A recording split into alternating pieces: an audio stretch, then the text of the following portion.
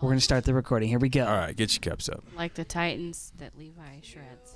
We should shred daylight savings time. Hey-o. Hello. Welcome. My friends. Take your sip for good luck. Whoa. Whoa. Rachel's sip was a little more than What is she it should have been. drinking? My throat's broken. I'm sorry. Have you done this before? I'm sorry. There's this thing called liquid. Your body needs it. It's extremely difficult at times. Okay, well, welcome back. If you survived the first minute to Beyond the Basement, the actually complete now Attack on Titan podcast. Oh, you're back. Wow. So excited. All right, if you're not familiar with us and with our show, I'm Eric. This lady, I'm Rachel, and I poured water down my she sleeve. she can't breathe. And I choked on She my can't breathe water apparently. Dang it, I'm still not a mermaid. And who are you? I'm Peter, and I don't have a drinking problem. I drink normally. Okay, well, So. that's satisfactory. All right, so in case you missed the news, obviously this week there has been no new episode of Season 4, which is a tragedy in and of itself. And Just a minute. Just give a minute for the yeah, last let's see. episode. Can we have a moment of silence? Yeah, all right. Okay. So at any rate, as sad as that actually is, they're delaying the episode because there was an earthquake in Japan, a 4.9, is that correct? All right, so fairly serious earthquake, delayed the simulcast. They're doing news coverage there instead of, Attack on Titan, which, listen, if I had to weigh the two, come on. Why can't we do both? Yeah. Why can't we have both, you know? Well, we should be able to do both. I am particularly salty because I'm like, I know for sure the streaming services have digital copies of these episodes. There's no way they couldn't air it. But I guess... Here's what I'm thinking. Can you imagine, hurricane happens, tsunami happens, earthquake happens, whatever happens, and you lose, your home or your car or even, some, loved ones. Mm-hmm. That'd be terrible. Yes. What's the one thing that could cheer you up? Oh, yeah. Some...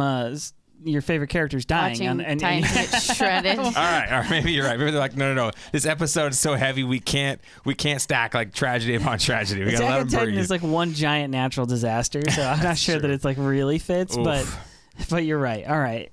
At any rate, so in lieu of that, what we're going to be doing is we were planning to do this kind of in the off season anyway because we want to actually be a complete podcast of the whole series. We're going to do the OVA episodes, and of course we had to pick some of the best ones, which I haven't seen all of them. Yeah.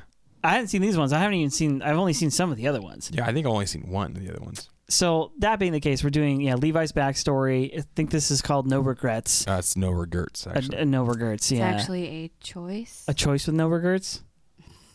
Yes. For sure. That's how it's No pronounced. regrets. So we're going to go over those episodes. It'll probably be kind of a shorter episode. There's not as much to go over here, but we wanted to make sure that we were consistent, and like I said, we're going to do this anyway. So that being the case, I'm pretty sure that we're going to switch things up. Okay, so let me also preface with this. It's daylight savings. So it's daylight savings, A lot.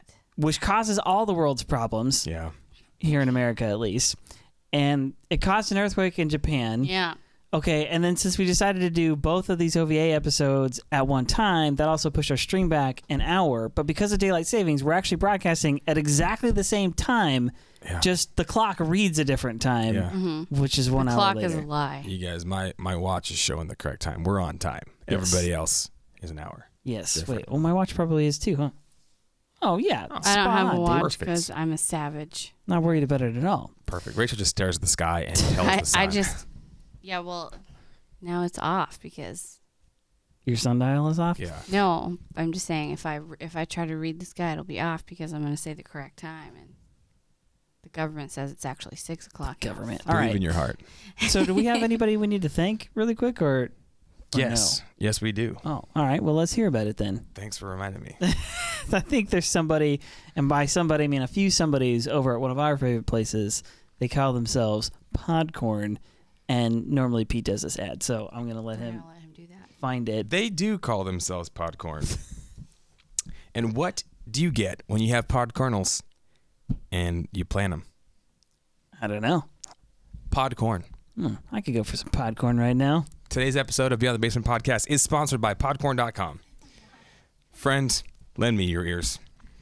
Podcorn is an amazing marketplace that connects podcasters to all sorts of spectacular sponsorship opportunities. And if you're like us and just started a new podcast, you might be a little lost, just as lost as we were, trying to figure out the best way to find sponsors who want to sponsor new shows. But once we discovered Podcorn.com, It was all buttery smooth, like buttery corn on the cob on the 4th of July. They make it so easy even a couple of dad jokers like us can figure it out. Podcorn is really shucking the competition and eliminating the middleman, and by doing all the hard work of bringing together up-and-coming podcasters with great sponsors. And once you sign up, you can scroll through a whole list of companies that want to get their product out to an audience like yours or ours. Find a sponsor you like and select from options like host-read ads, interview segments, topical discussions, and ridiculous over-the-top pun-filled ads, and more. Then you can shoot your shot and begin to collaborate with sponsors that fit an ad that fits your style. Podcorn's mission is to give podcasters transparency, creative freedom, and full control of how and when they monetize. I don't want to sound like a stalker here, but we'll be watching Podcorn very, very closely. So true salute to Podcorn for sponsoring this episode and joining the squad. And you can explore sponsorship opportunities and start monetizing your podcast by signing up at podcorn.com/podcasters today. Thank you, Podcorn. Thank you. Yay, Podcorn. Woohoo. Good folks over there. Speaking of, okay, I'm actually really excited for this. So we actually, next week, I believe, we're going to do an ad for somebody that is very cool because they actually listen to the show. A member of the squad. Yeah, I'm really excited. So we're gonna postpone it to next week because obviously next week's gonna be a little more hyped. So want to give her the value that she so justly deserves. Anyway, we'll get to that. Oh, also, but if you're a squad member and you have a product and you want other squad members to know about it, yeah, let us know. Send us an email, beyondthebasementpodcast@gmail.com, and we'd be happy to accommodate. Heck yeah.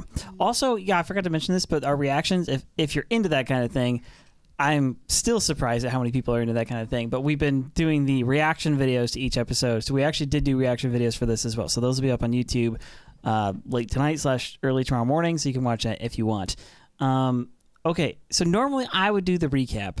And normally we would sit down and take like extensive notes. But again, because it's basically like a Twilight Zone kind of day, I'm not going to do the recap because apparently Pete says he can do it. Also, none of us took notes. Yeah, so cool. No notes whatsoever. So you're going to try and do this from memory lane, from the right? old memory bank. All right. To give us a quick recap on both episodes, and then we'll talk about it. Deep into the recesses of my mind. Okay. Come out with a treasure. I don't think anyone wants to be that terrified. Yeah, that's true. Okay. Well, on a windy night in Chicago in 1987. I'm not that far back? Not that far Okay. All right. So these episodes are called A Choice with No Regrets. And it's basically Levi's backstory. Right. The episode opens up with a very cinematic and beautiful opening. And if you're like, okay, this is an OVA episode, it's not like a real episode, so you're expecting not as good art or not as good music or not as good voice acting. Not true. You're wrong, bro. You're flipping wrong. Accept it, admit it, and go sit in the corner, okay? Because these episodes were beautiful. They sounded great. The soundtrack was serenading. Everything's great. And this episode starts off with a bird. Huh. We've seen a couple of those in Attack on Titan. Yeah. A bird. Always the birds. The theme of the birds. And this bird's flying over the skies, and one single feather gets dropped down, and we see, a zoom in of the walls. We see, okay, we're in paradise, and it falls all the way down, hits a little drain, and in that drain, it goes all the way down to the underground. And we've seen only glimpses of the underground in the past.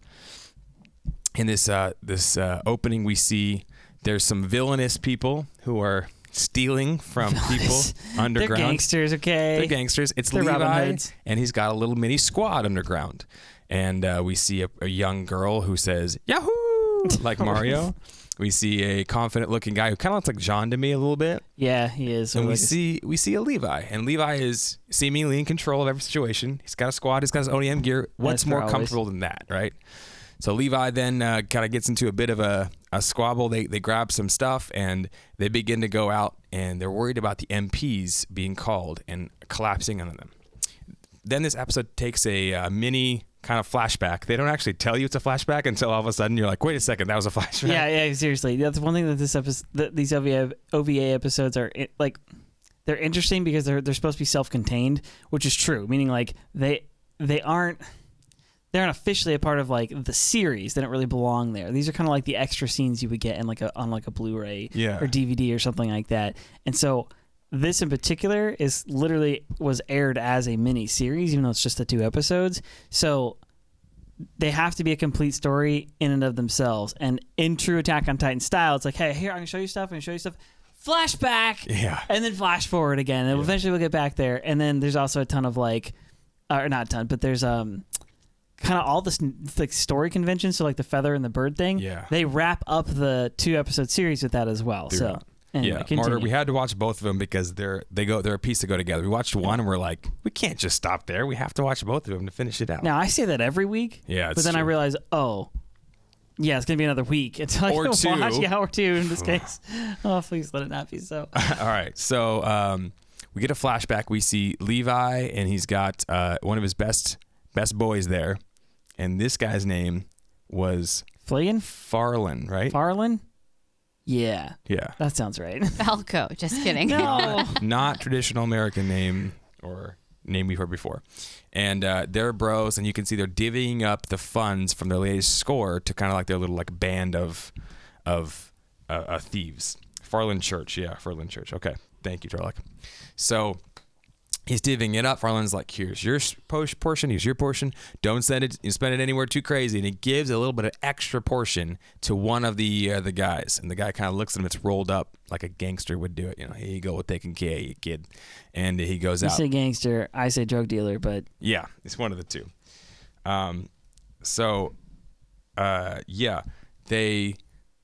They give a little extra, and Levi kind of questions this. That's why we're giving extra to this guy. And Farlan goes into kind of a little bit of an explanation about life in the underground. It's very difficult. You don't get as much sunlight. You don't get any sunlight some cases. Apparently that messes up your legs. That's like really bad for you. Does that happen? No, but does that happen in real life? Good to know. So, they are. That's good, Minute Paul. They were.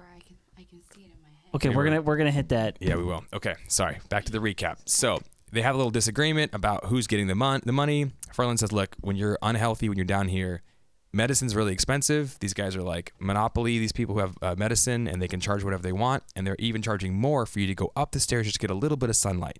You can't hang up there for too long because you don't have citizenship."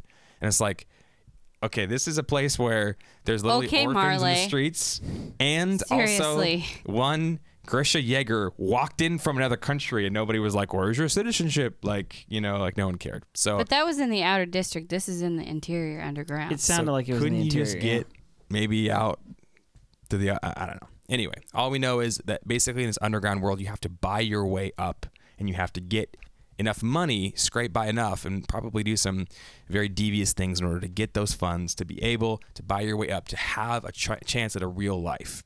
And so that's why they've got this gang, and they're all saving up, and it's Levi and Farlan, and they're saying, yeah, we're gonna save up and we're gonna buy ourselves some citizenship passes or something like that. I don't know, man. Meanwhile, they hear a jiggle at the door.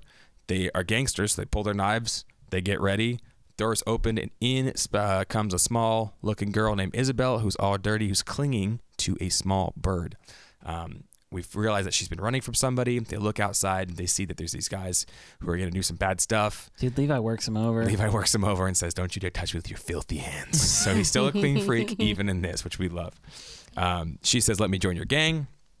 They say, "Yeah, definitely. We'll allow you to join our gang, but you got to get cleaned up first." And they teach her the ODM gear that they've stolen. They teach you how to, do these cool maneuvers that kind of bond together as a small group. And that's when we jump back to the present time in this episode of them stealing things together.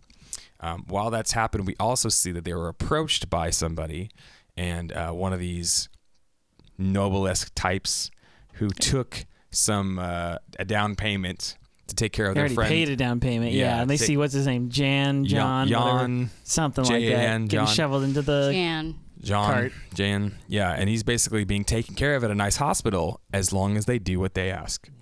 So he's been approached by this Lord Noble, Nicholas something, Lobov. Nicholas Lobov. And he says, "Look, I've got a mission for you guys." The mission ends up being twofold. You're to get captured by the Survey Corps, the Scouts, which just happens to be Erwin, which is awesome. Mike's there too. I think Petra as well. You're to get captured by them. And you're to be enlisted by them. Of course, Erwin wants to enlist these epic, awesome underground fighters because he can take anybody he can take to get into the Scouts. I don't know that he says they get enlisted by them. Well, and keep going. We'll hit that. Yeah. So welcome. So he says, "Yeah, join the Scouts. Or I'll turn you over to the MPs. They say, okay, we'll join the scouts, but that's all part of the plan. Lobov's plan was for them to get these documents that Erwin has been blackmailing him with, and for them to assassinate one Erwin Smith. So they get, drafted into the military, and they're going to become scouts, and none of the scouts are very happy. That's kind of how the end of the first episode ends. Well, there's one guy in particular who's not happy. Yeah. What's his face? The second one opens with more of the same. We see the scouts, and they're all talking about, this is ridiculous. We see some old faces, which is kind of cool. It's so good to see everybody alive again. Seems like he's okay with them. All the Handbitey squad seems to be alive still. Squad, yeah. Hanji is still has both of her eyes. Oh, yeah. She looks young and cute, and she blushes and acts like crazy. But she's still 100% Hanji, yeah. Yeah, it's great. So then we see that the squads are getting kind of divided up, and they're going to be under the care of not Erwin, somebody else, because Erwin is developing this new cool thing called a formation, where they're going to use military tactics, huh? Yeah, they're going to use actual tactics to be able to kind of go around the scouts, which we saw on full display in season 2. Meanwhile, we still see Keith Sadie as the commander of the scouts. This is quite some time ago. Erwin is like a secondary in command, but you can tell Keith Sadie's already knows to lean on Erwin's leadership skills and his tactics and whatnot. Throughout this show, we see Levi being introduced to some very dirty bunkhouses, and he kind of goes ballistic, which we love that about Levi. We see him, everybody kind of questioning him and his friends, whether they're actually good enough to be part of the scouts. We see Erwin having a scene with Keith Sadie's in a carriage where they talk about how there was one lord in particular who seemed to be blocking their expeditions. And all of a sudden, he changed his tune. Changed his mind, huh? There's not any devious thing that Erwin would have done to be able to do it. And it's revealed, he's been kind of blackmailing him. Not necessarily blackmailing, but he's gonna reveal this guy's crimes. Him, to Premier Zachary, and so that's why he changed his tune. So while that's happening, Keith Sadie says like, "Hey, don't go too crazy, don't go too deep. Tell me what you're gonna do." And Erwin says, "I can't really tell you. Don't ask me anymore because I'm in pretty deep, and I'm going to go do it solo, and my conscience feel a lot better. Exactly. I don't want to have to tell you what I'm about to do." So then we see them getting ready to execute the formation, getting ready to go do their mission outside. Levi kind of remembers how they got caught by the other scouts. And he says, "Look, I don't want you guys coming with me. There's no way you should come with me. You guys stay. I'll go ahead, and in all the chaos of going outside the walls, I'll kill Erwin, and I'll get the scrolls that he's got, the parchment, the paper, and I'll complete our mission, and we'll have citizenship together, you guys." And they say... I'll comment on that later. They say, "No, don't go without us, bro. Like, you can trust us. Put your trust in us. We did this one thing, all together, and we swore we were all together going to be able to go into the exterior to be able to experience not just freedom from outside the underground, but freedom outside of these walls as well. It's going to be pretty awesome. Let's go. Let's all go together." And they kind of have this moment where they're saying, like, "You can put your trust in us. We want to experience this thing together." So Levi reluctantly agrees. They go on this mission. Really intense mission. They go out, and everyone's talking about, oh, yeah, Titans are going to be no big deal. And, of course, when they first see a Titan, everyone gets freaked out. So that's a Titan. But nonetheless, Levi is still Levi. He goes up, kills his first Titan, no big deal. The other two go ahead, and then they kill their Titan as well, which was a big shocker. We thought he was going to die. And he says, "Okay, maybe you guys are all right. Things are getting foggy and a little bit rainy. I'll go ahead. I'll find Erwin. I'll kill him. You guys stay back, and then we'll all get our citizenship together." So Levi rides ahead. He's trying to find Erwin. Things get really misty and cloudy. He comes up on a whole mess of bodies. He realized almost everyone's been destroyed, and there he finds the bodies of Isabelle and Farlan, and he just gets completely rocked to the core. I don't think we've ever seen him this emotional before in his whole life. Someone's being eaten. I was gonna say the one time it happened was with, again, we'll talk about this too, but with Erwin, when Erwin dies, when Zeke kills Erwin. He shreds Yeah. So he shreds this guy with a billion cuts. This crazy Titan. Too. He cuts him up, shreds him out, and then Erwin comes over to him, gives him not like a hug, not like, "Hey man," he tells him basically, "Hey, I knew you guys were coming to try to kill me, and your friends are dead, but you can't stay here. You have to keep moving forward. You have to keep not having regret in your life. You have regret, it'll cost you to second chance every one of your guesses. You have to keep going forward. And this is kind of the theme of the episode. He says, I expect you to come with me on the next expedition.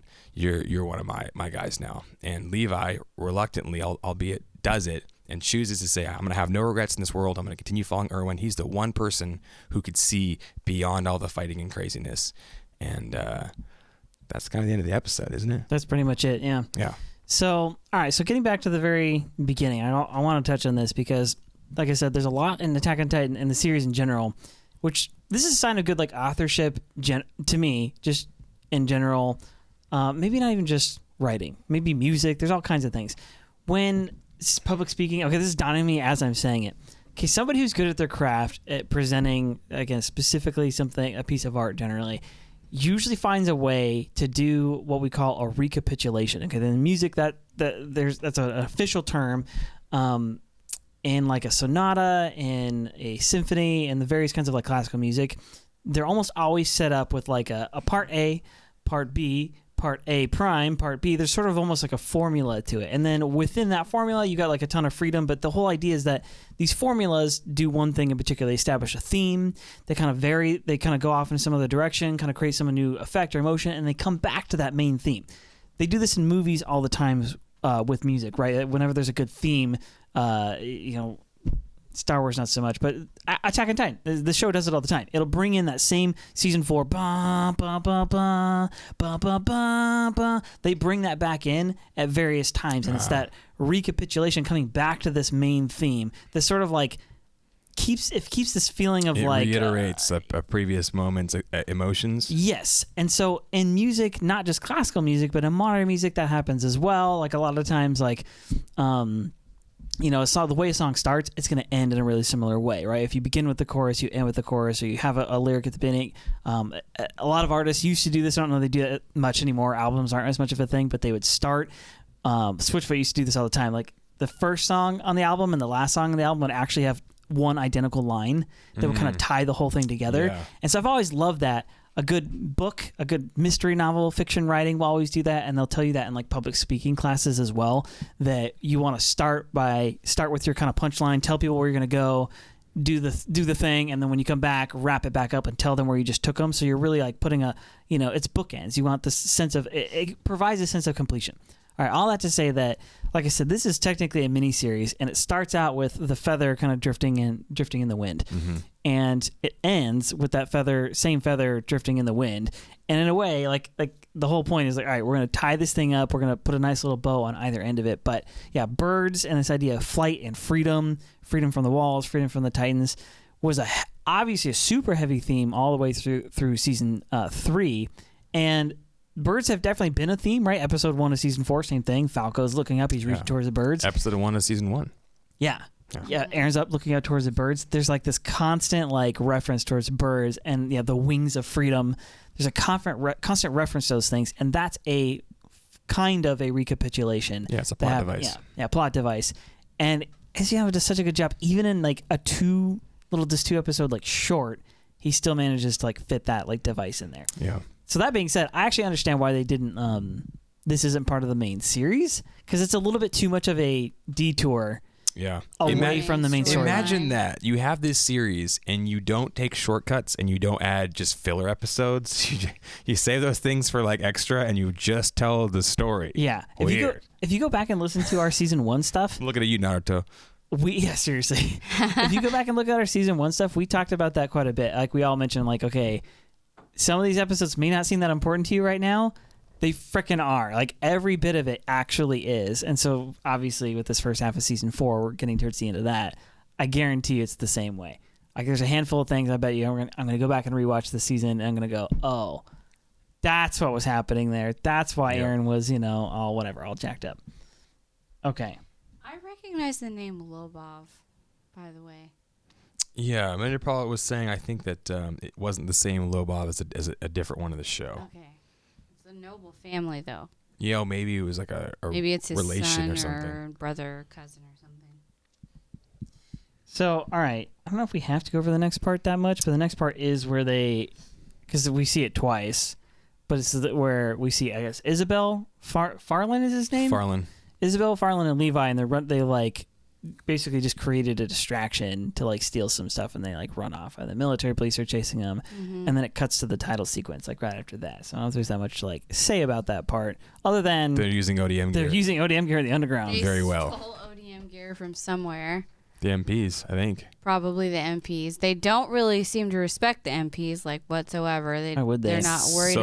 So they're right on the level then. Yeah. It seems like that, which is interesting to me because when we learn about the MPs, they're supposed to be they only qualify to become an MP if they're in the top 10 of their cadet class. Yet somehow they suck at everything. Well, no, that's okay. It's not true. It's not all of them. Look at not Marco. What's his name? The guy who got killed. Like I said, Marlo not all of Hitch. them And do. Hitch. Not Marlo. all of them do. I grant you that. I'm just saying. No, all of them are good, but look at Marlo and Hitch. They're Marlo was lazy. like a hardworking, let's make change, and the whole culture of the MPs brought him down. Yeah. The lowest common denominator in any place that you'll see this in business, you'll see this in workplaces, you guys will see this, at your jobs or whatever.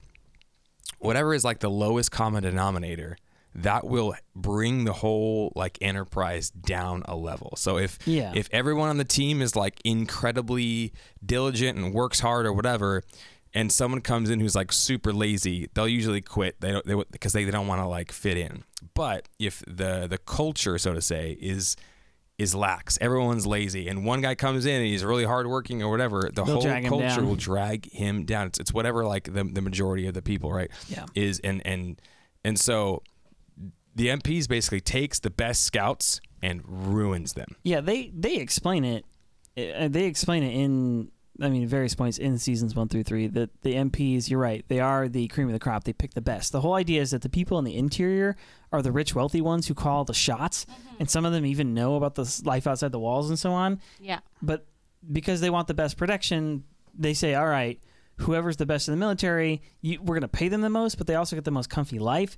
We just want the best possible, scouts or whatever to come, warriors to come and protect us because we think we're fat. But the thing is, they are stupid because they don't count on the fact that, all right, give us your best trainees, not your best combatants. Yes. Right? Yeah. So they don't ever see any real action. So that's why the MPs don't suck. They actually are the best.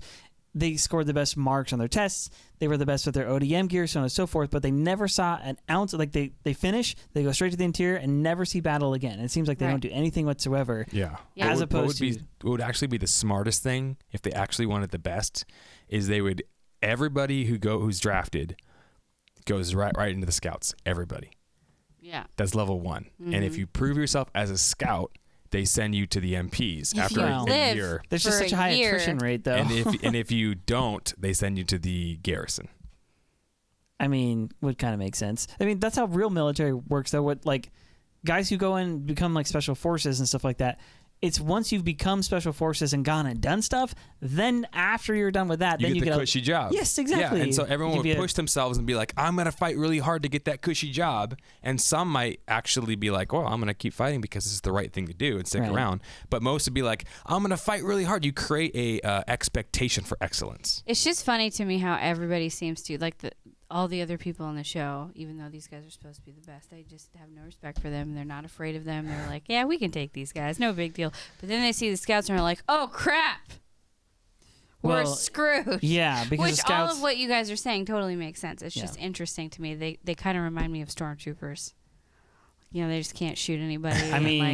the garrison, one Mandalorian for sure. can take on 20 of them and just be fine. And they're like, because he's a Mandalorian, okay? He has special armor. He's bulletproof. He's really awesome. But they also fight a lot, like you guys are talking about. Yeah, combat ready. Okay, so then we get to the next scene where it's the gang, right? So I don't know who this little kid is. I don't know if they say his name. No, but he was in there at the beginning. Yeah, getting his cut. There's like the 3 boys there, and then Levi and Farlan or whatever is the one handing out the cash. And John. They're like Jan.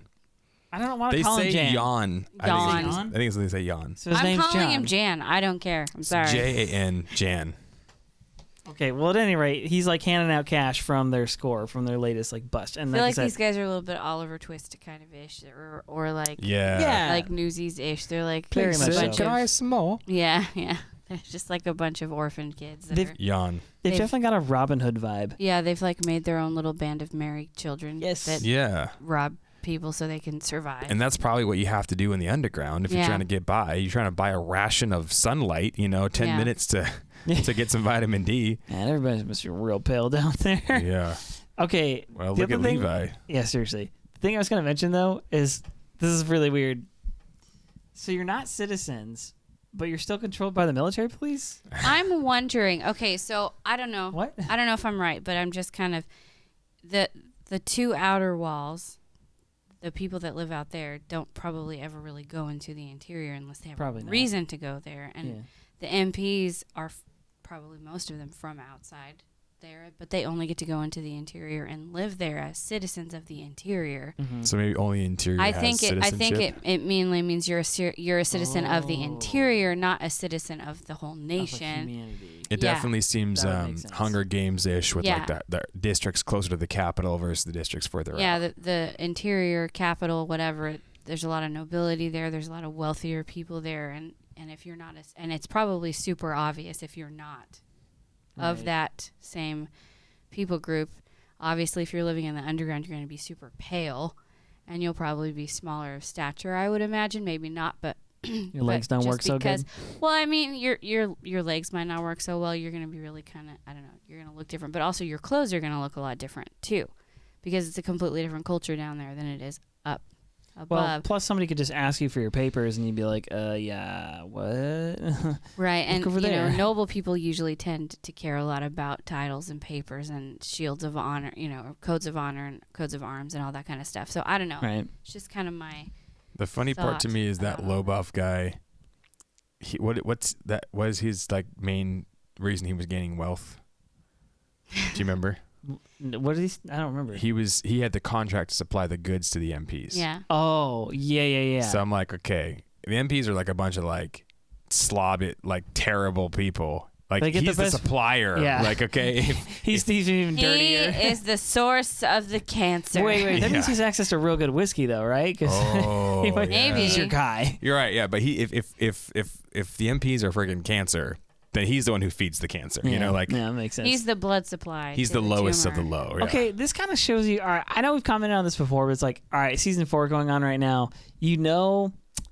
Like we've got such a good view now of like what Marley is like and how horrible they are, and we've all said this like a bunch of times, but like it's not that like inside the walls were perfect, but specifically inside the walls liberation coup stuff that happens at the beginning of season 3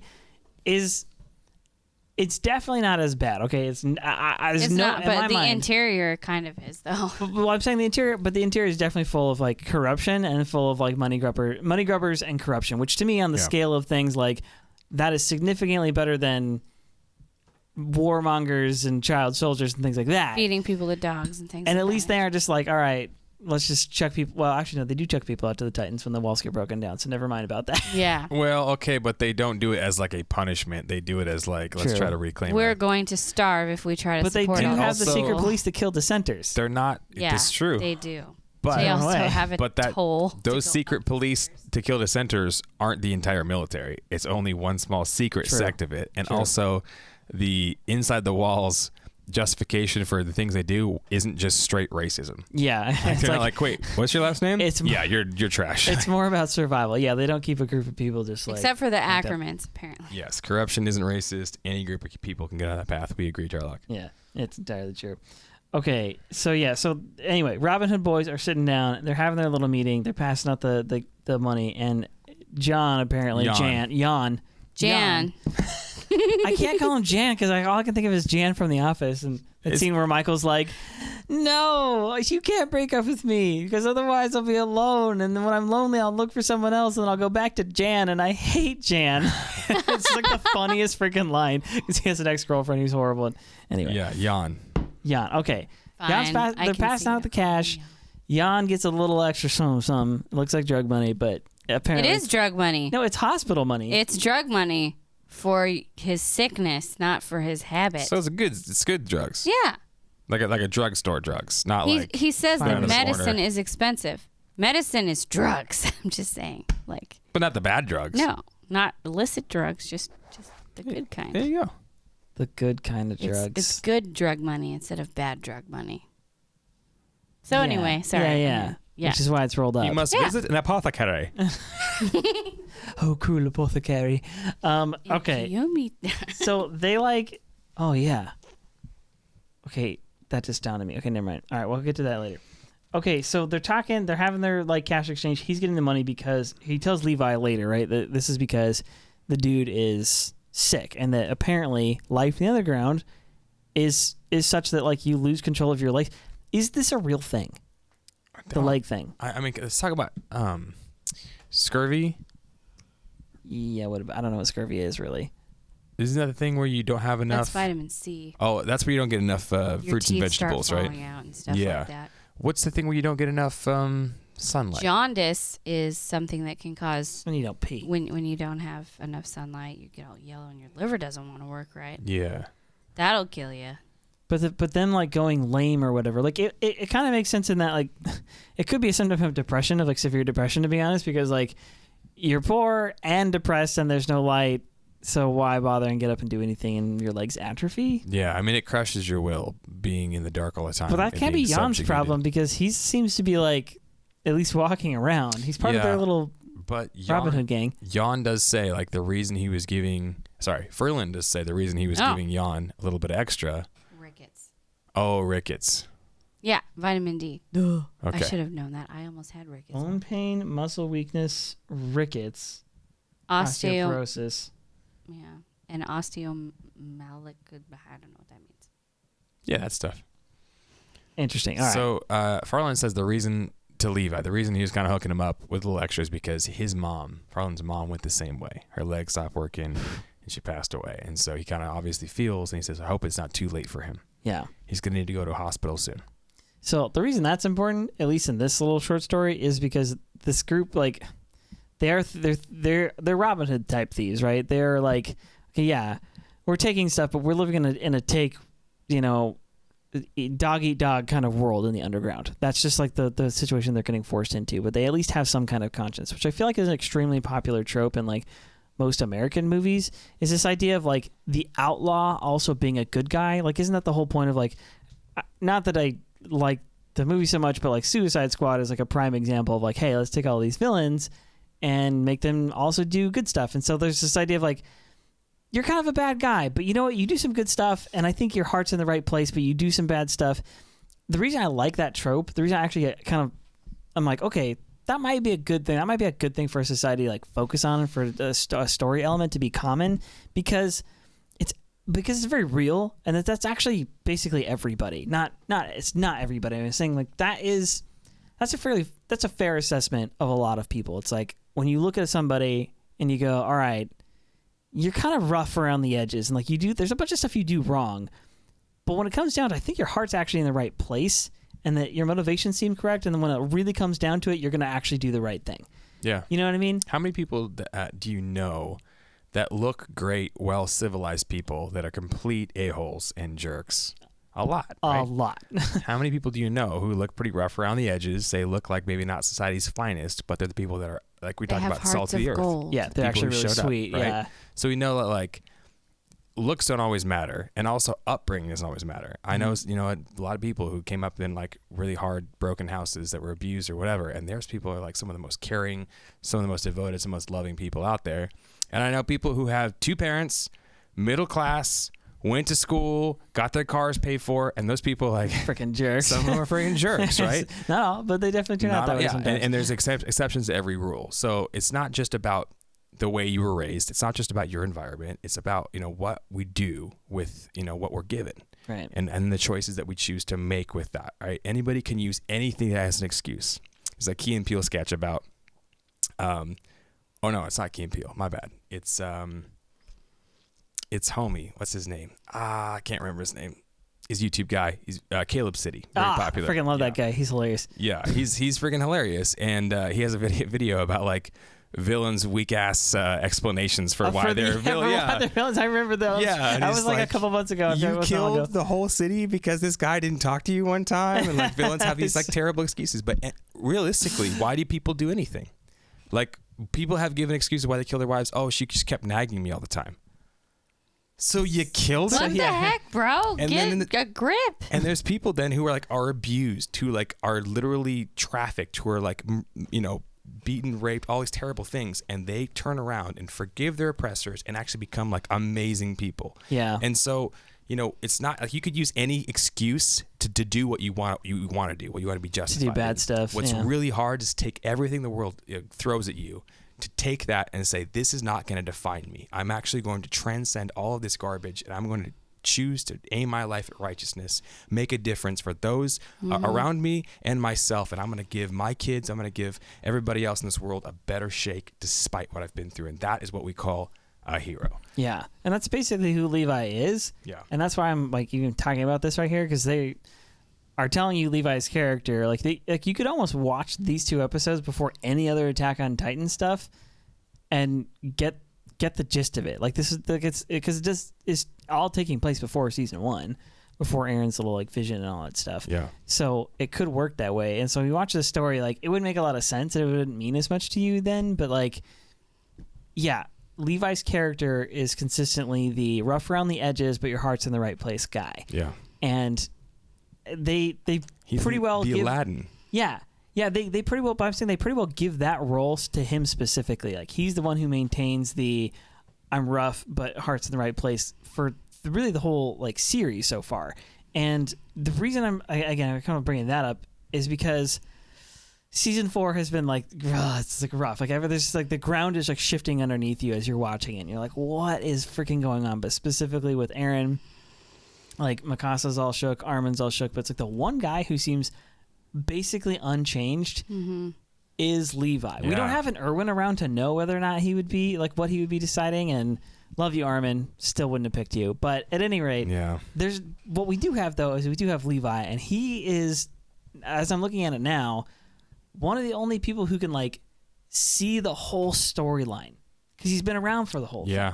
He can see the storyline of the scouts, of the military, of life within the walls, of Aaron and Mikasa and Armin and their whole story. Like he is like kind of one of the only people who's like who actually has like the entire perspective because he's been there for like the whole thing. And so I kind of like that they've made the rough around the edges but heart's in the right place guy. Yeah. The guy who's like essentially like he's the only bedrock really that there seems to be right now, with the exception of Papa Browse, but he just is in a different way. In my example of people who look like they're good and people who look like they're bad, like you've got who is that dude in the castle that Pix is playing chess with in the first place? Yeah, I can't remember. We do see him later. He's one of the ones that gets the chair. I think. Yeah. All right. So would you rather have Rod Rice in control of everything, this like noble lord or whatever, right? Who looks like he's had all the training, all the education, all the privilege throughout his whole life, and he's a freaking jerk? Or would you rather have Papa Browse, right? Who had none of it, scraped his way up, and is helping orphans like at the cost of his own expense, right? What a guy. So, yeah, it's very good. Okay, so they have their little conversation. They talk about how rough it is inside the walls and stuff like that, and then what's her face Isabelle pops in the weirdest possible way. She like drops in, she like falls through the door. It's like they know she looks like she's been beat up. Yeah, well they know somebody's at the door because they must hear her, it sounds like. And then they do the knife thing. I think she's probably like leaning against the door. Yeah, like eavesdropping almost. And she's like protecting the bird. She's not trying to eavesdrop, but I'm saying as if you were. You'd be that close to the door. Yeah. I think she's like trying to make herself small and inconspicuous because those guys are after her, and she's trying to hide, and she's making noise. And then they're like ready to get her. I did this once before as well. I was a small child, and I did have siblings. Okay. And you were running away from them and accidentally ended up in somebody else's house? And they cut me? No. I was a small child, and I was going camping with this family, and we came back from camping, and they had a small baby and they were unloading everything from the car, and they were like, hey, let's just like, we don't want to keep the baby in the car seat. We've got all this stuff to unload. Here, Peter, you've got like siblings. You know, like what to do with kids. And do you though? I didn't know. The problem was I had two old siblings, so they took care of all of us, and I was including your just two younger siblings. Yeah. So I had like never done anything with babies otherwise outside of like poke them and stuff. So they were like, here, take this, our most precious thing that we have in the whole world that we just had. It's very young.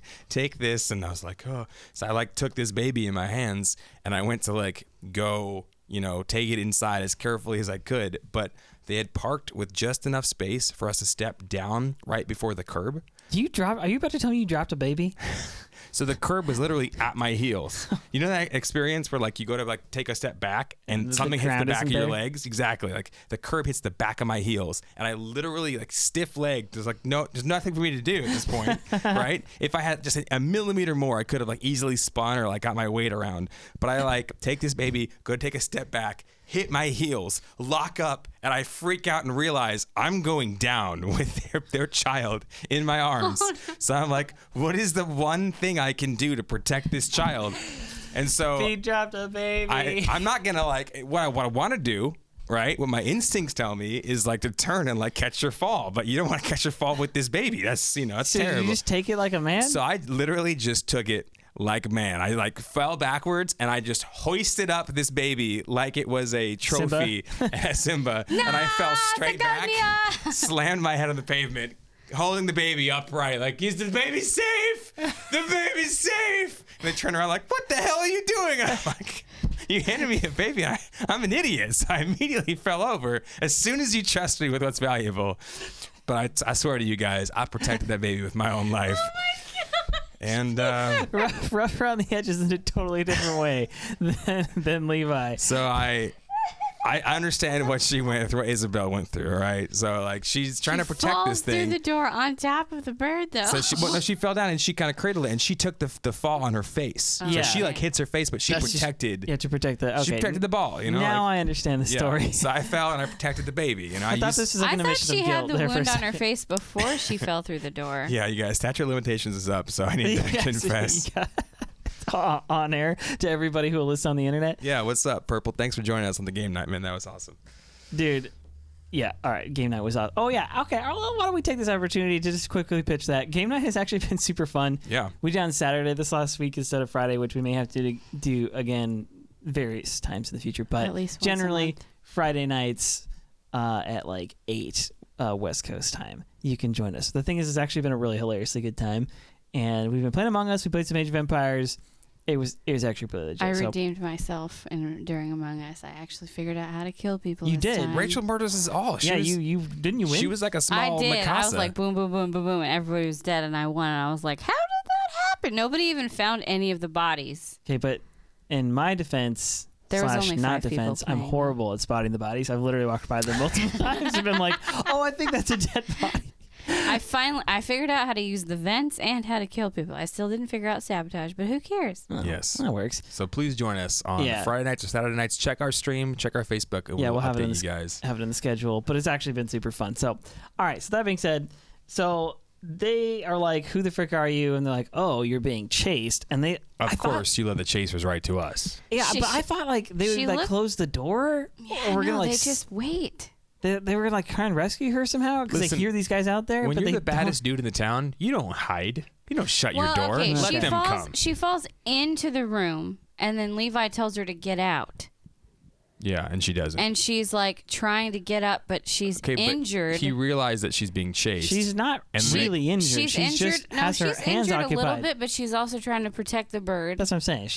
And so then they're like waiting in the doorway for her to leave, and that's when they hear the dudes coming. They hear the guys.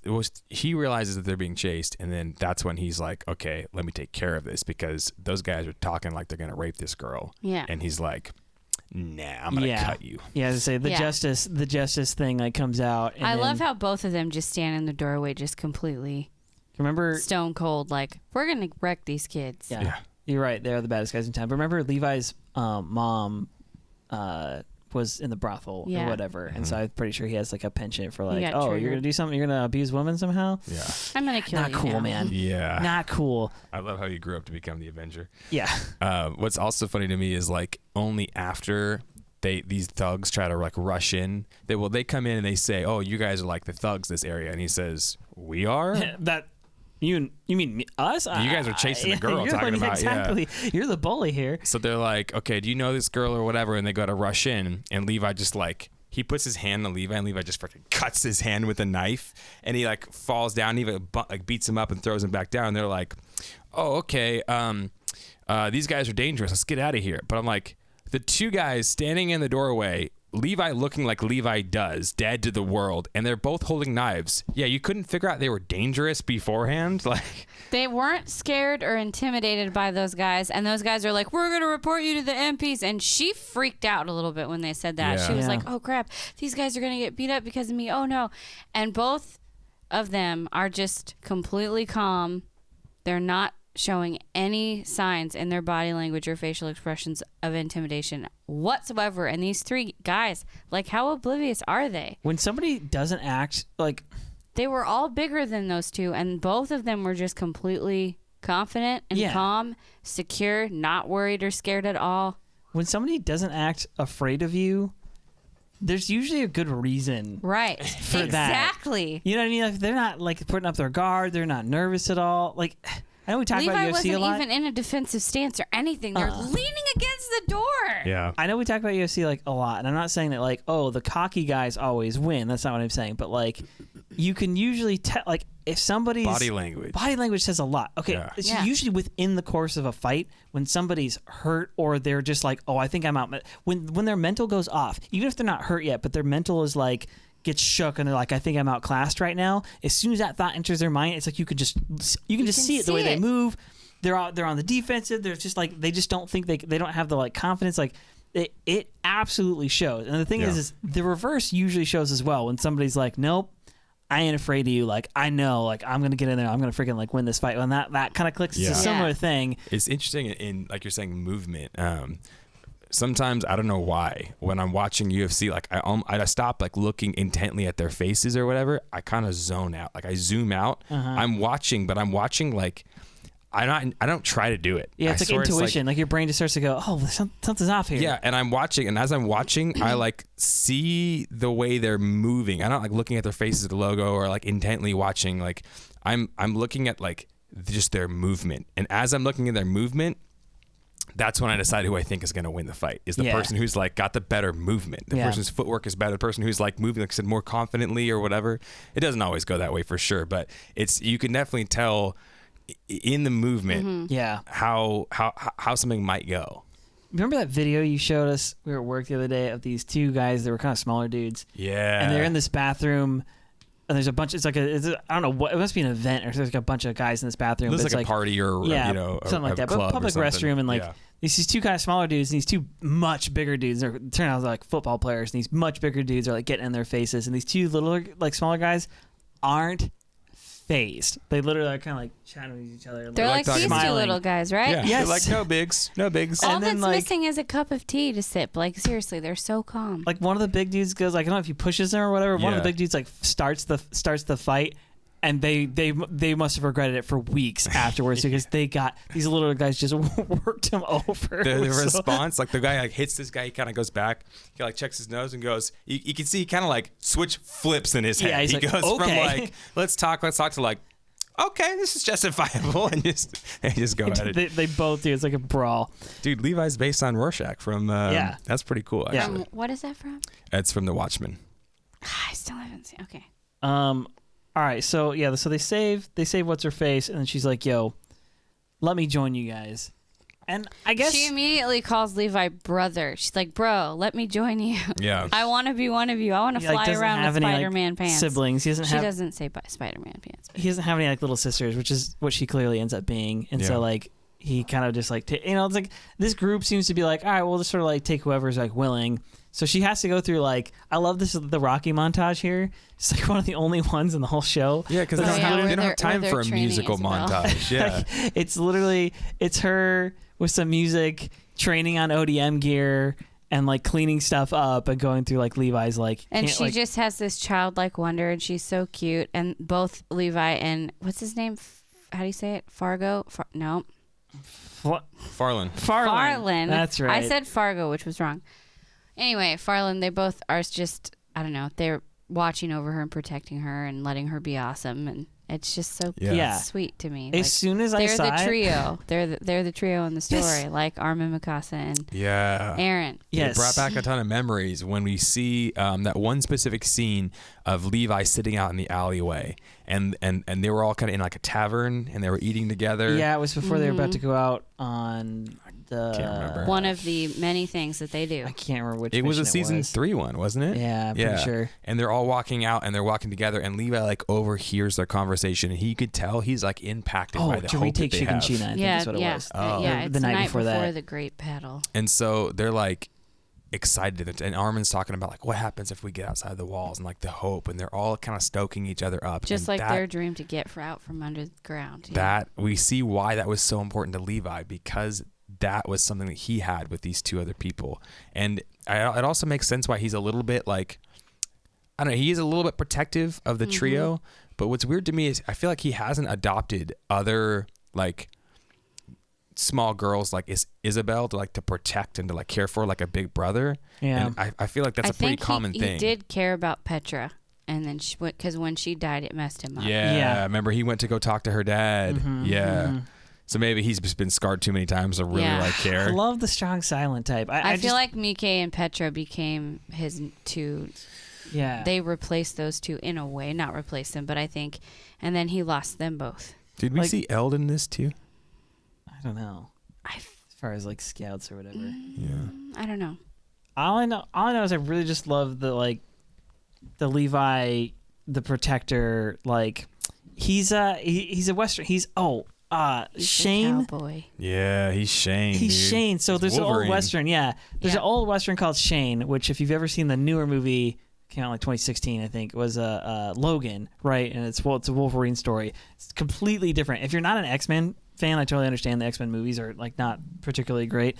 Logan is a totally different thing. Great movie. Anybody can watch that and enjoy it. And it's based on an old Western called Shane, and it's actually, funny enough, it's actually a Christ Messiah story. It literally is Messiah, the guy who wrote the original Shane. But at any rate, when Shane comes into town, it's like he's Levi. He's kind of like aloof, right? Like he doesn't like show emotion. He doesn't have emotion on his face. He doesn't have like a cheery way about him, that kind of a thing.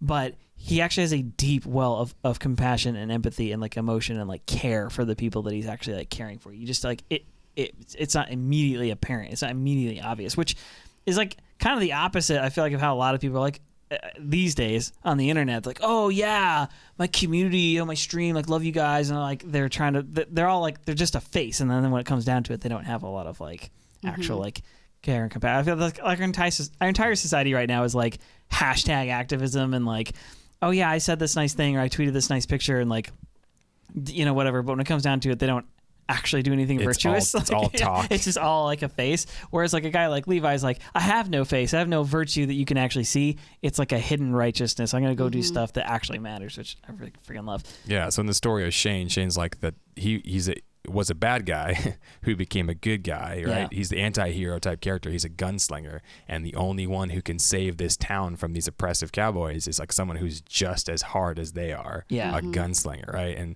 it's like the same thing. Levi came up at hard times and actually started to fight for a common cause of freedom and protection.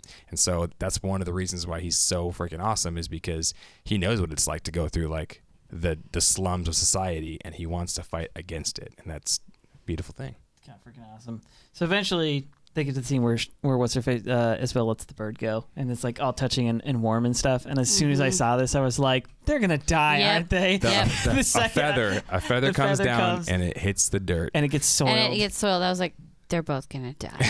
Because Isayama cannot let you have warm fuzzy moments. It's literally, I said that out loud. I was Honestly, like, oh, this is so warm and fuzzy. They're definitely when they were gonna like die. flying through the air and she was like laughing or smiling and pretending to be a bird. I was like, she's totally gonna die. She's gonna get her head chopped off. Yeah, 100%. I didn't say that out loud, but I thought it in my mind.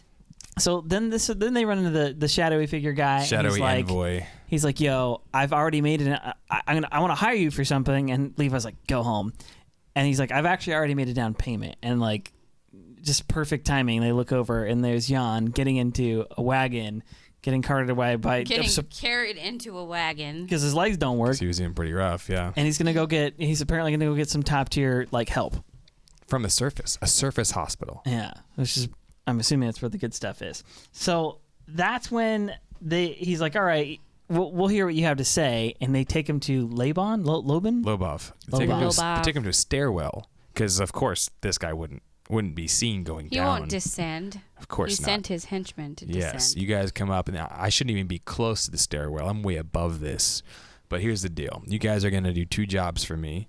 And if you do, not only will Jan be taken care of, but also you will be paid and you'll have citizenship. The thing that you've always wanted is now within your grasp. I can make it happen.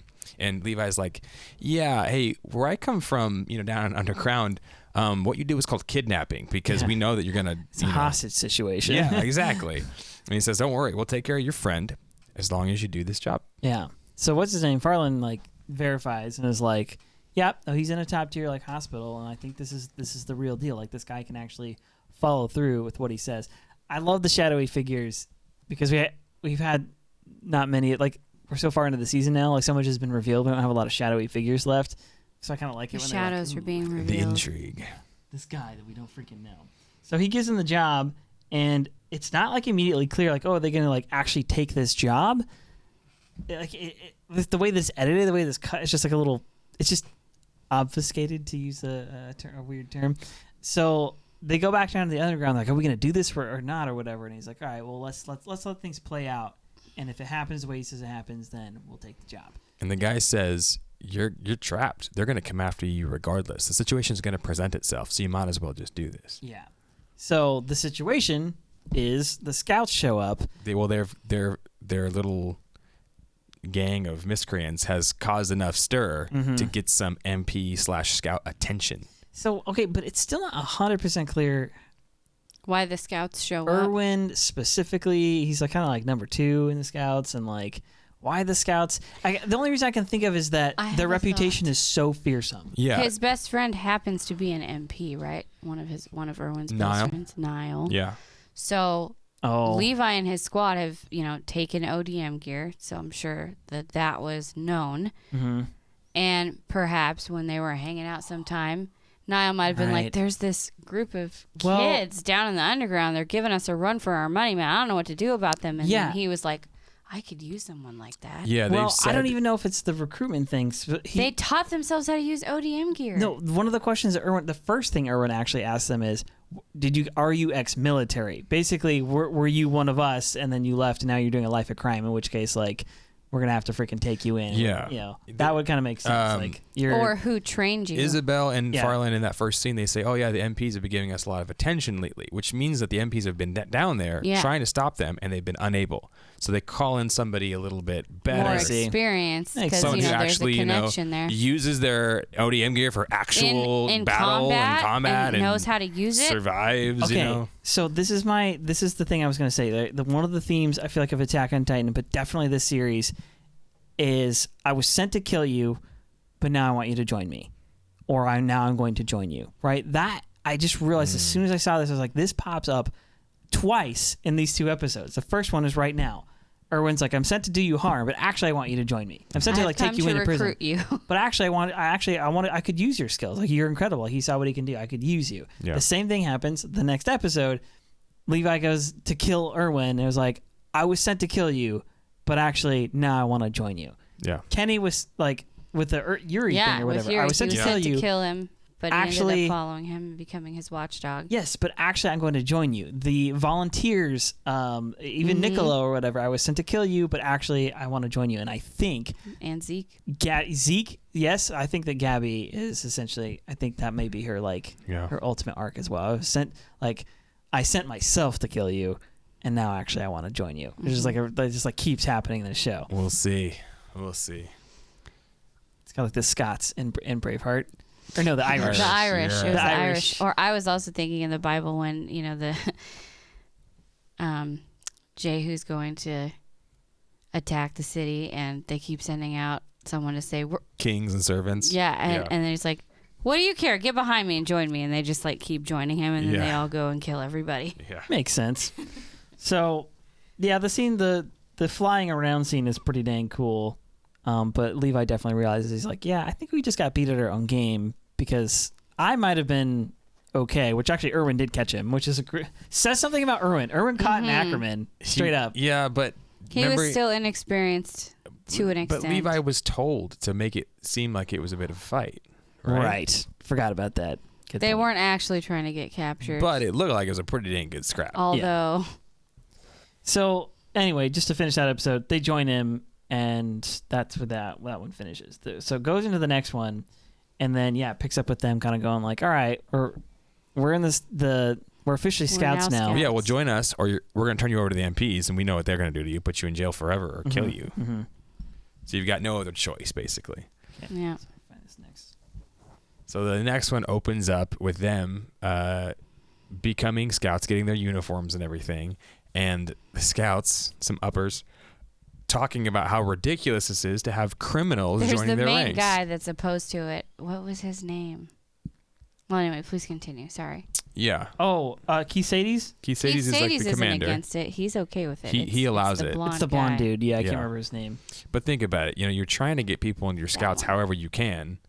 And it's almost like the Night's Watch in Game of Thrones. Like they come down, they're like, "Hey, who wants to join?" And like they get a couple people, and they're like, "All right, we'll take the criminals." And they go to the prisons, and they get all the criminals, and like, "You guys come with me too." Like, we'll take whoever we can. Take whoever we can get. Anybody who's able to wield a sword. So Erwin's like, "We need more people in the scouts. We don't get very many people from the cadets because everyone wants to go to the MPs or the garrison. Let me go see what these people underground are doing. Let me see if I can get some recruits down there." There's some tough guys down there. This line I just happened to scroll to. He says, "What those scum lack are discipline and manners." It's the blonde guy or whatever. Yeah. He's talking about how, those scum down in the underground. It's like he doesn't know anything about them. And the very next scene is he's putting them in their barracks or whatever, and Levi's the one that's like, this place is filthy. What? And he says the most offensive thing to Levi. He's like, "You guys have been down there in the filthy underground." And Levi's like, "You better keep this place clean." And he's like, "I'm going to murder you." This place is not even up to my standards, okay? So I just realized this line was in here too. And they actually talk about it right here at the table at this first meeting, where they're like, "Oh, you expect us to take them on our next expedition? Yeah. Like you want us to trust them that much?" Which they don't say this explicitly, that Erwin's making this entire play on purpose, but it could also be that he's making the entire play on purpose. That he literally was like, I think he knew. I think he 100% did this all on purpose. At the he end, pretty much admits we know he knew. that. Yeah. This reminds me though of this is his long chess game that he's engaging in right here. When I was a young boy. Well, I was 18, and I was moving out to my first, apartment. With another 18-year-old, 19-year-old or whatever. What else did your mom tell you? My mom? Yeah. My mama told me. Yeah. Move out on your own. I'm not going to pay your rent anymore. Or pay for your phone. Yeah. So anyway. Turning this into it was a blues song for a second. Yeah. So I went to move out, and, there's this thing called credit. And you don't have any. You don't have any. You have zero. And all these places are like, "Oh, you need to have some credit, or you got to pay more money than you've ever made in your whole life." And you're like, "Well, wait a second. I've only been in the job force for a year. I don't have that much money saved. Help me out, man. I got to buy my Skittles and Mountain Dew somewhere." Entry-level apartments? Yeah, so there are, but they're horrible. And so the only one you can afford is horrible, trashy. You got to share it with some rats. So me and a buddy were going to look, and we're like, we don't even want to look at this place, man. It's just so terrible. It's like the lowest of the low. It's got a bad reputation. We even knew it, before we moved there. For clarification, a literal serial killer's house was just up the hill from where your apartment was. So anyway. This is true story. Yeah, This is true story. So we go down there. We're like, we got to find a place, man. So we go down. We're scouting out all the places that are nice or medium or really expensive. Or they require first and last month's rent plus a security deposit, all sorts of money we don't have. So we're like, all right. So we go to this place. We're sketched out. We go to the office. The lady who's at the office has some teeth, She's like, "Yeah, we'll take you guys down. You can take a look and see what you think." We're like, "Oh, okay." So we go on. We're looking all around. It's disgusting on the outside, not nice cars, not nice people. Things are nasty, litter and stuff. We're like, oh, we go up, and they're like, yeah, we had an issue with some mold, so we had to like redo several apartments. And we're like, you had an issue with mold, gross. But it actually meant that they had to 100% update, up to code, redo several apartments, and the one that they were trying to rent out was the one they had just redone. So they opened the door, and it was like, one pristine little section of paradise inside this freaking mound of the underground. It's like Levi's little house. He kept it super clean, right? And so we opened the door and we're like, the floors are nice, the counters are nice, the kitchen is nice, the walls are nice, the paint is new, the carpet's new. It was on the 3rd level too, wasn't it? Was on the 3rd level, yeah. So you got free heat during the winter? So we got free heat during the winter. So we're like, and this is how much? Within our budget? We'll take it. And they ended up like loving us because we did this thing where we paid our rent on time every month. I know. It's a weird. And they were like, wow, you guys are cool. You don't suck. They like loved us. They're like, if you guys ever want to come back. But the hard part was like living in this little spot of like cleanliness amongst everybody else, where we'd come home and there'd be like literal drunken people on your steps.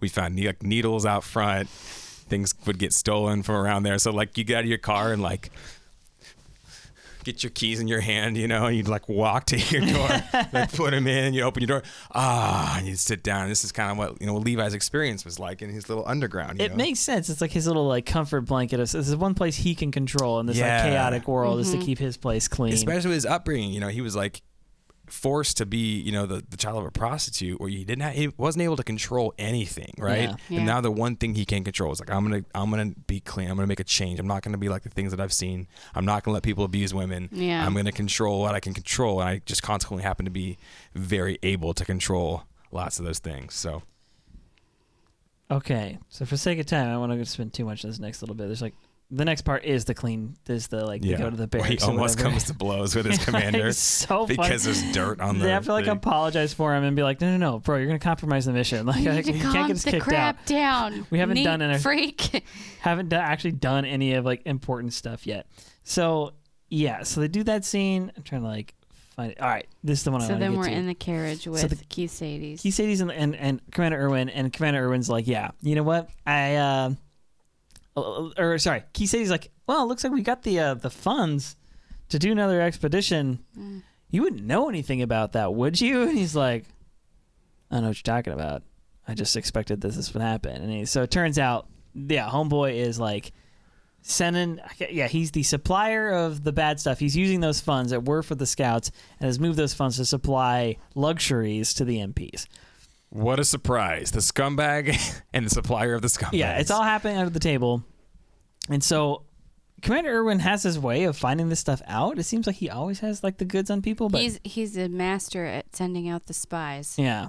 We never really go into how he gets his intel, but he just knows. He just knows stuff. And at any rate, he's got the intel. His spy is. And is like, yeah, don't worry about it. But the thing is, the reason the scene is important is because they have this conversation, and he gives them the line of like, hey, I was thinking, Keith Sadie says to Erwin, like, you're going on this path and it's going to get kind of like dark and I don't know what the heck you're thinking about. And Erwin jumps out and does his like, it's for the sake of all humanity thing. Like, I'm doing this like, and here's the thing is because Erwin and Levi are kind of the same character, which is, I know you don't like the way that I'm having to do this, and I don't necessarily like it either, but this is worth doing. Like, this is a goal. This is something we actually have to do. So I think I've mentioned this guy before. Andrew Hale is America's first spy, right? This is literally during the Revolutionary War. Not Nathan Hale? Nathan Hale, not Andrew Hale. Nathan Hale, sorry. Nathan Hale is America's like first spy, and he's famous for this because the guy was basically like a Puritan. He was extremely religious, would just never tell a lie, was just so like pure in heart with other people, always went to church, was really, into his Bible, this like a man of great repute with absolutely everyone. He wouldn't drink with his fellow soldiers when he was part of the army and so on and so forth. And he gets the command from General Washington himself, and it's like, hey, we need to know about this attack that's coming. We know it's going to happen in New York and whatever. And he agrees to go and be a spy. And at that time, it was so despised. Like, espionage in general now, normal. Everybody's like, yeah, post Cold War, like it's of course everybody's a spy. But you got to think time, there was no spy movies they could watch to get them excited about it. There was no novels they were reading about spies. It was like beneath them. But Nathan Hale was like, no, I know in my heart that like this is for the safety and freedom and for the lives This is for the freedom of a nation and for the lives of my comrades, and it is worth it. I know I have to go do something that I would not normally do, and I don't necessarily like it either, but I'm willing to do it because I can see that this is like a greater cause. And he kind of turns into the rough type essentially. He actually gets caught, which is really sad, but gives that line. My only regret. Yeah, my only regret is that I couldn't die.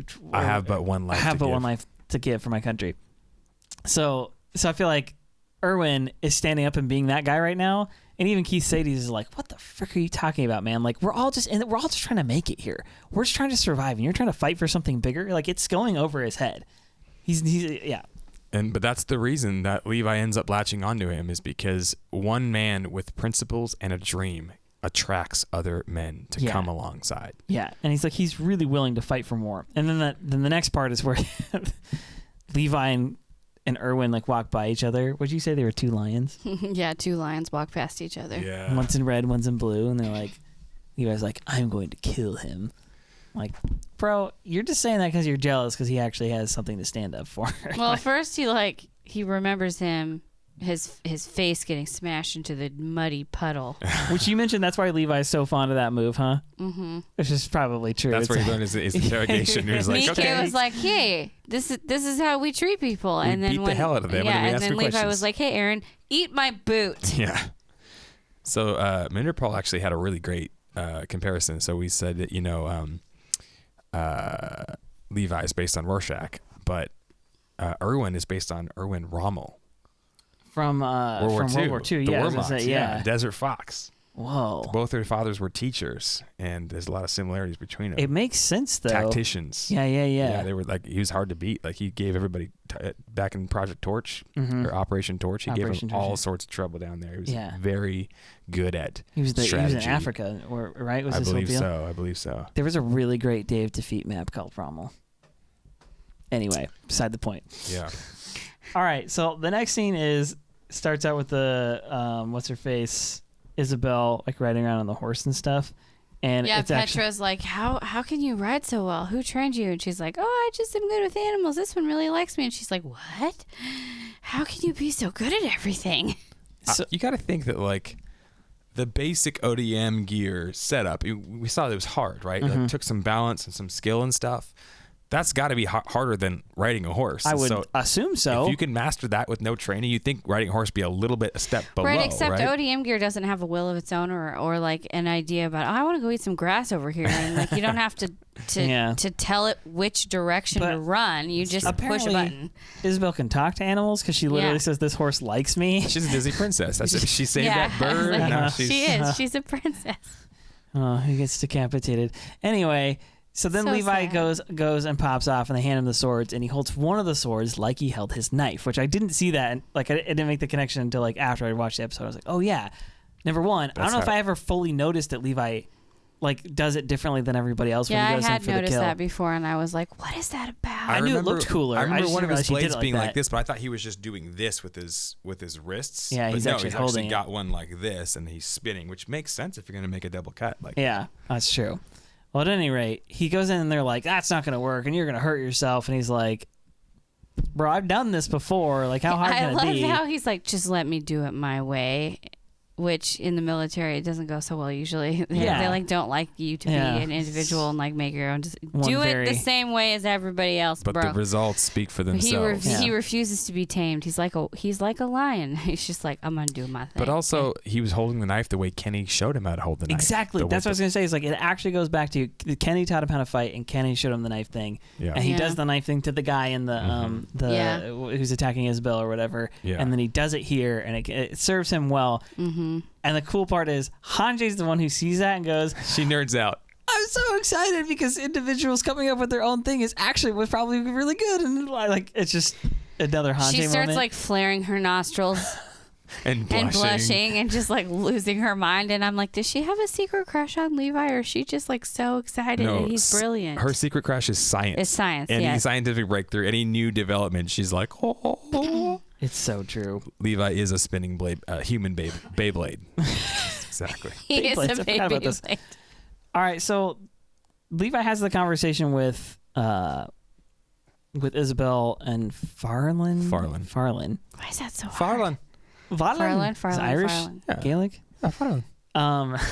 And he's like, yo, you can't come with me. And so you made a really good point about this, that this conversation where they insist, they're like, no, you have to let us come. Like, Trust us. is the basis for That season later on in season 1, where he tells Aaron, he says, honestly, I don't know what the right call is. I want you to trust us. You could make that decision, but you could also choose to go off on your own. And I can't actually tell you what the right decision is, because he's recalling this moment where he decides to trust his teammates, his comrades, and go along with their plan and say, yeah, you know what, you can come along. And it gets both of them killed. And it's not even on him. He gets both of them killed in the process. Whereas if he'd just gone on his own, it may not have happened that way. The other thing is, though, like in the actual excursion, he goes off on his own and leaves them. Oh, you're right. And that's what gets both. him killed. He lets them come on the excursion. But he didn't trust them to go with him. He trusted them to come on the excursion with him, and they proved that they could handle a Titan. But then when the time came to carry out the mission, he did it on his own. Yeah, he didn't trust them to go with him. He did both things. Interesting. Yeah. And then they died.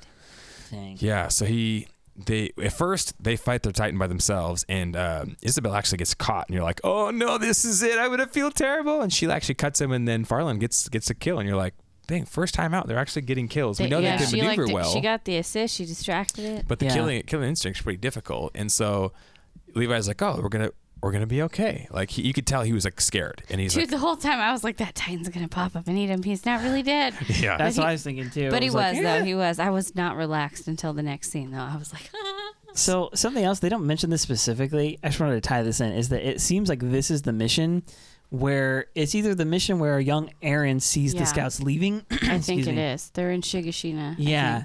And he's like, wow, that's so cool. I want to be one of them one day.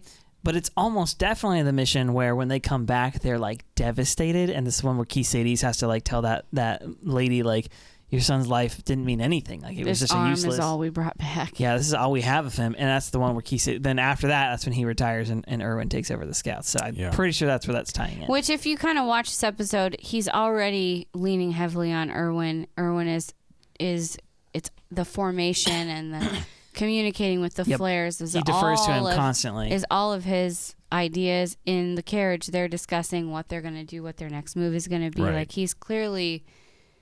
he's the leader by proxy, if not only in, like, not in name, but in every other way that matters. Yeah. They actually, so something else they mention here that Erwin actually specifically mentions is like, you can tell he's paying attention to like everything, which is probably why Sadie's is deferring to him. He is a good tactician. He actually says it looks like it's about to rain before this first Titan fight even happens. Yeah. And then it actually does start to rain, and they get the rain and the mist, and the conditions basically just arrive such that like you just don't have visibility. And they're like, yeah, pretty soon we aren't going to, our smoke signals are worthless. Like, we'll be able to see a Titan up until it's right up on us. Sure enough. They basically just like forecast the whole thing. So, excuse me. They go through the whole thing. Levi rides ahead into the mist, say, hey, you guys hang back. I'm going to go get us our citizenship. He rides ahead, and he rides almost to a cliff, and he realizes, oh, there's a cliff here. I better ride back. As he's riding back, that's when his horse trips on all the bodies. It is a pile of bodies. Like, there's some pretty gruesome animation at various times in this show. This one ranks right up there as far as I'm concerned. It was like, okay, I know this is a drawing, but this is... in context, this is actually very difficult to look at in some ways, and war is hell, everybody. War is hell. So he sees all the bodies and is like, and they actually show him, like, they show some Titans very faintly in the background. Yeah. On his way out, on his way away from, like, his teammates, and he realized, like, oh, he can't even see those ones. Like, the visibility is actually, like, that bad. And when he comes back, he goes to ride back towards, like, towards Isabelle and Farlan. He's left them for probably minutes. Yeah. You know what I mean? Like, maybe. They don't really say how much time has elapsed. 15 minutes, something. I don't know, not very long. Yeah, it could have been longer, but we don't know. And he sees he sees Isabel's decapitated head. Like, but we also saw Titan footprints. Oh, yeah, and handprints. And so we knew the black smoke. He comes up on the scene. He goes, what is this? And then you see the guy, he's saying, there's a Titan, and he like shoots the black flare and then dies. Oh. Which means there's been an abnormal. Then he turns around and he sees the handprint along with the feet.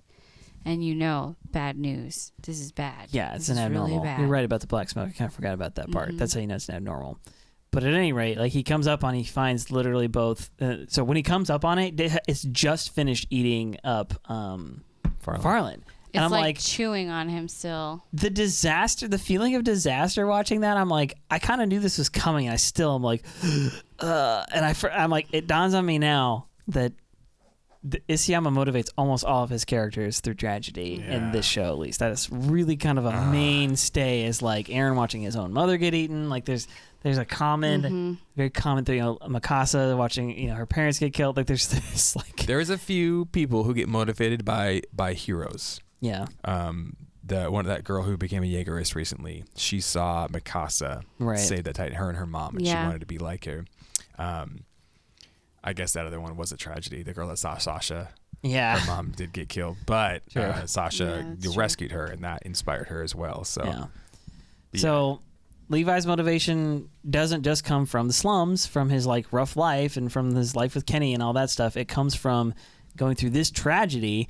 And of course, we see one of the best like action sequences. Like this one is like, it's best and worst because you're kind of in the middle of still like crying because it's so like horrible that these two, like one of the, like the sweetest like young girl like characters in the show has just been brutalized. Yeah. And he really wrecks this Titan. Like he wrecks the. He turns it into ribbons. Decapitates it. I was like, he's getting prepped for this. Is prep for him for taking down the Beast Titan because he basically does it in the same way. And the Beast Titan is like one of the only other times we see Levi go into like rage mode like this. Yeah, because he just killed Erwin. You hurt somebody he cares about, and he is going to cut you up into ribbons. He's going to death by 1,000 cuts, and they're all very severe. Oh. Decimation.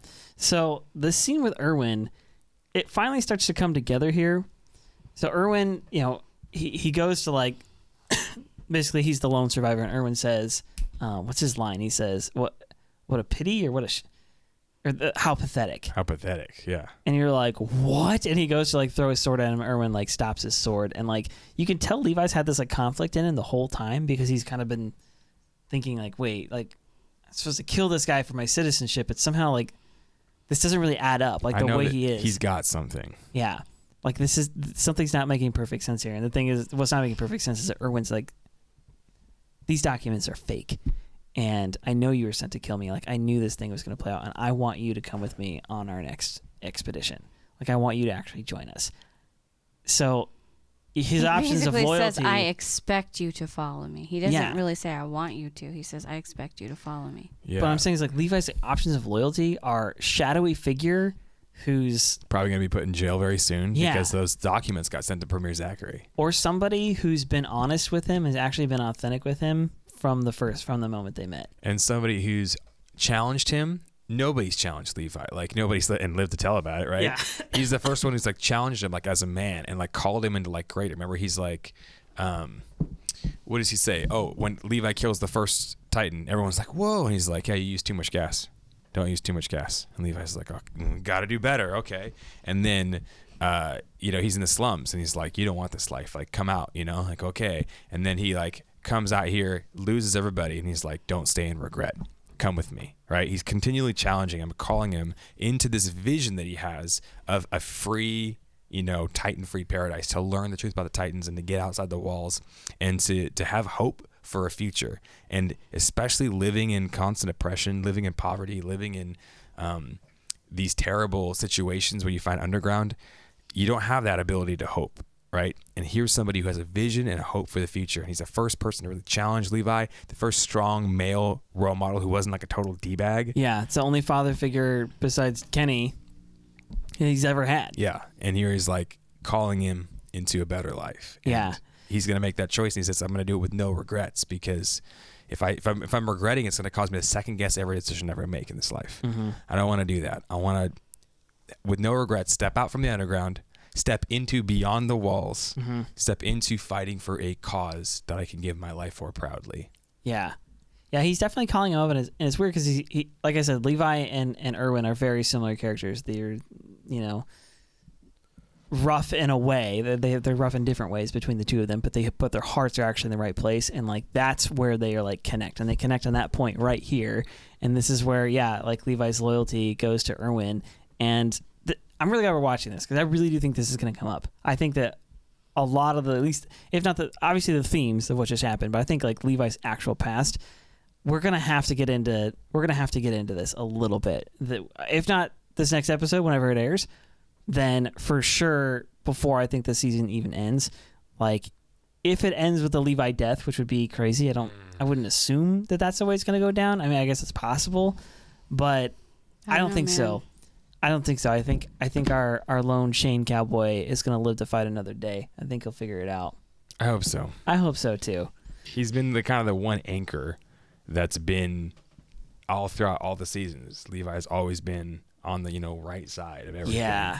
Dang it, Isayama, why'd you have to make Eren your main character, not that guy? It's painful. Okay, well, I mean that's pretty much it. These are pretty rad. Like, I'm glad we watched it. Like, I'm kind of excited to watch the other OVA stuff. Like I said, I can see why it's not in the main stuff. It makes perfect sense. However, it's honestly really cool to get to like look a little deeper into a character that I like as much as I like Levi. Yeah, I want several of these about Erwin and Erwin's adventures into the outside. Oh, for sure. I would watch that. Yeah. Remember, didn't we say that? We were like, okay, if there was an Attack on Titan that was just all from Erwin's perspective, we would watch that show. Yeah. I'm like, yeah, I would watch that show. Okay, but I want to show now. I want to show now that is Erwin, Papa Browse, Marco, Moblito, and Mike, and Sasha. Who died. And I want them to go on adventures and have a great time. Have fun and then ride on horses All and right. stuff. We got sent this thing. You want What is this? This is the manga frames of that. Of which part the last specifically? Speech part with Erwin and Levi. Okay. You want to voice act? I'll be Erwin. You be Levi. Okay. All right. We'll voice act there. All right, I'll let's just do it. sit here. Let's hit it. Rachel, you be whoever else is in the scene. Okay. All right. So it's Erwin, and Levi's got a sword to him, and he says, "It's all over for Lobov." Silence, my friends. This is our big chance. That was supposed to be Rachel. They threw their lives away for nothing. You just dragged us into your worthless schemes. But now I'm going to drag you down too. Shh. Goes to swing the sword. Mike is running to stop him. Erwin, it looks like he grabs a sword. Worthless schemes, he says. Who was it? Who killed my subordinates? Killed your friends? Was it me? Or was it you? Oh, why isn't this in the show? This is so much better. Yeah. Even if you'd gone together with them to ambush me, do you really think that they would have survived unharmed? Oh, so he does know the entire thing. If I hadn't left them behind back then. ... You're right. Oh, that's you. My own stuffed pride. My arrogance. You're right. No, you're wrong. It's the Titans. Oh, this is way better. Okay. I think it's me first. Yeah. Why do they devour humans? Where do they come from? I don't have the answers. Why do they exist? None of us do. Okay. This is a much lengthier conversation, too. It is. Yeah, that's good. Limited by our ignorance, we'll continue to be devoured by the Titans. If we just stay behind the walls, we're never going to be able to escape this nightmare. Take a good look around you. No matter how far you go, there aren't any walls in here. This is the wide open space. I believe there is something out there illuminating our despair. But there are those who seek to prevent us from venturing beyond these walls. They are consumed by selfish thoughts of their own losses and gains from behind the walls where it's safe. Oh, this is part of his backstory. It's only natural. During the past 100 years, hindered by the walls, the eyes of humanity have been clouded. They cannot see the landscape that lies on the other side. Yeah, we kind of know a lot of this from. But what about you, Levi? 3. Will you let your eyes remain clouded? Will you kill me and return to your darkness of the underground? We will not give up our journey outside the wall. Oh, that's the We will not give up our journey outside the walls. So fight for the Survey Corps, Levi. Humanity needs your strength. Whoa, the heroism here. Dude, whoever kind of like half animated this did a really good job. It's like this is about as good as a show, just without the color. Levi's thinking about his friends, Yeah, the good times. Levi and, The and moment Farlan. when they that's the moment when they went outside the walls, and she was like, "Look at this guy." He lowers his sword down. I'm not making a deal with you this time. Is that me or you? I don't know. I don't know either. I think it's Levi. Okay. My bad. I think that was Erwin. The light shines through the clouds of the storm. Is that it? And then a the bird birds? flies. Wow. I don't understand. Oh, yeah, then the last lines. This is actually from I've never understood. Okay. I don't understand. Even if I believe in my own strength, even if I believe in the decisions of my trusted friends.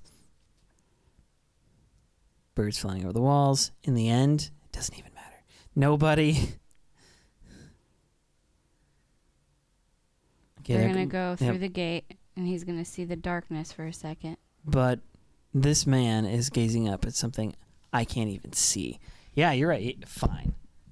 I'll follow you. Erwin Smith. Forward! Shinzo Sasagio! And He didn't then actually he's say gonna that, but he see- should. Do yours. There's the darkness he's used to seeing. And then he's out into the light and the freedom. Yeah, dang, dude. All the yours. symbolism of the show is actually really freaking good. I will never regret this decision For as long as I live. for as long as I live. Dang. And the birds the birds fly fly. and follow them into the sky, Into the wings the of freedom. Anime stuff happens. It's awesome. Yeah, Espresso was great. All right. Well, thanks for sending us that. Actually, that last conversation, I've intended to read the manga this entire time.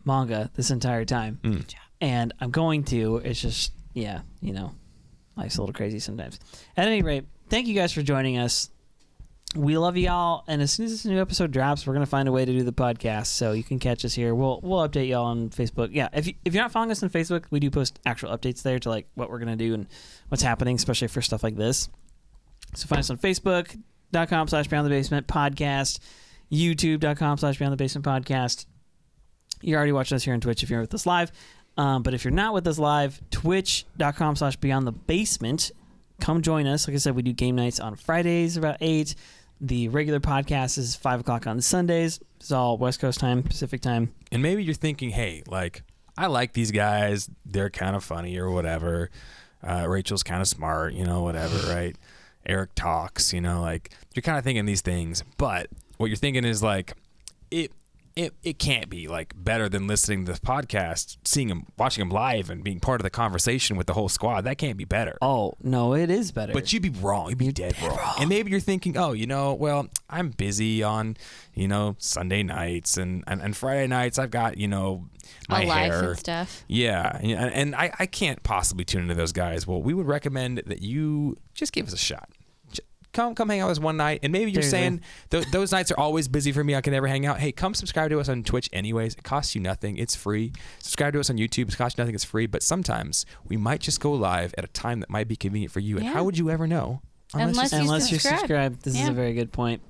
Plus, you can always rewatch the Twitch stuff too. If you can't watch it like at that exact moment, you can always replay it. So yeah, and with watching and participating all this stuff, you might get really thirsty, and you might be really cold. And there's really only one thing that could solve that. Clothing and mugs.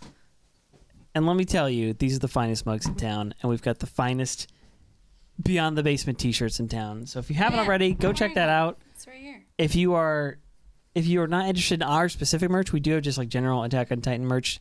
Links are in the description to that as well. Those are kind of just good old stuff from Amazon. Like this right here. Yes. Our not dweeb, our weeb cosplay stuff. Okay, now for real this time. It's been a great week. Like I said, we'll do the next episode as soon as it airs, and obviously we will see you guys back here next Sunday night. We love y'all, and we'll see you in the next episode.